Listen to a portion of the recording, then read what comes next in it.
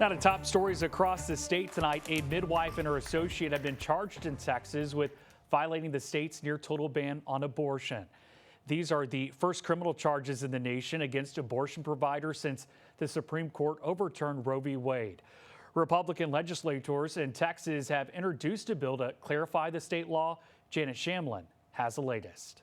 Hope Gomezi still can't believe he had to bury his wife after he took her to a Texas hospital for a miscarriage when she was 11 weeks pregnant. Who do you blame for what happened?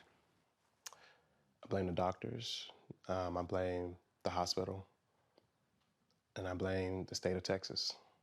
Texas lawmakers in 2021 passed a near-total abortion ban. The Texas Heartbeat Act allows an exception only if a pregnant woman's life is in danger or faces a serious risk. But doctors tell us the law lacks clarity around how danger and serious risk are defined.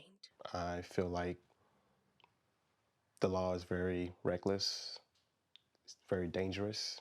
I love you. I love you. Portia Gazemi wasn't given a DNC at the hospital, a medical procedure that's a surgical option when a miscarriage isn't complete and the patient is bleeding excessively, as Gazemi was at the time. It's the same procedure used for many abortions, though doctors told us their colleagues hesitate to perform them, fearing the state's criminal penalties. Gazemi believes that's what happened in his wife's situation. She eventually went into cardiac arrest and died. I just feel like the doctor turned his back on us. I don't want to go to jail. I don't want to lose my license or get fined, so the best course is for me to protect myself. The Texas law may be impacting the maternal mortality rate, the death of a woman during or after pregnancy.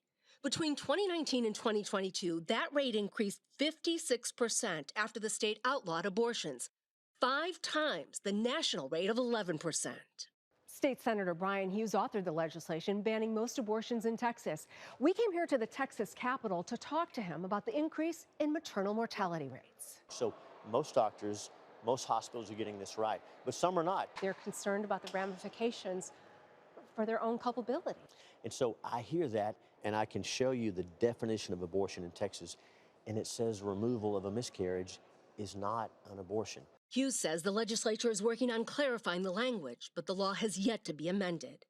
As for Gazemi, Put a blue head on it. he's doing the best he can as a single dad of 2 boys. Why is it important for you to speak out now? We're not supposed to be worried about, man, if I have a complication, am I going to lose my life? Would a doctor give me the proper care? Critical care, he worries, is guided by the fear of prosecution rather than saving mothers' lives. I'll be back. Bring the kids too. For Eye on America, I'm Janet Shamlian in Houston.